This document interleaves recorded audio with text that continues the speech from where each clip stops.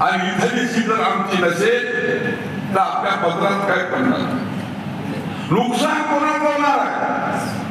नुकसान याच्यामध्ये पक्षाचं होणार, नुकसान याच्यामध्ये या मतदारसंघातल्या असलेल्या वाड्या गावांचं नुकसान होणार, या भागातला या विधानसभा मतदारसंघातला विकास खुंटणार, कार्यकर्त्यांचे राज रोज होण्याचे काय आमचे कामं पडणार आहेत, हे कामं आमचे होणार नाहीत, नुकसान आमच्या कार्यकर्त्याचं होणार आहे. म्हणून नुकसान जर टाळायचं असेल आणि पुन्हा एकनाथ घ्यायला आता लाडक्या बहिणी तर खूप बसलेल्या आहेत.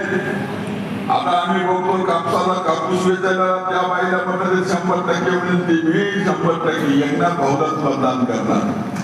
पण हा प्रचार सुद्धा तुमचा झाला पाहिजे, महिलांचे धंदे असतात ते बाहेर निघाले पाहिजे.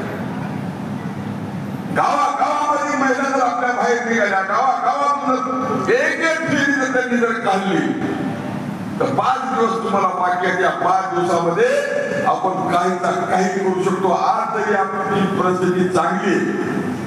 आज नांदेड सावंत साहेबाला सांगतो की नांदेड जिल्ह्यामध्ये किंवा हिंगोली असेल यवतमाळ या 2 जिल्ह्यामध्ये सर्वात उत्कृष्ट परिस्थिती आमच्या हदगाव विधानसभा मतदारसंघाची.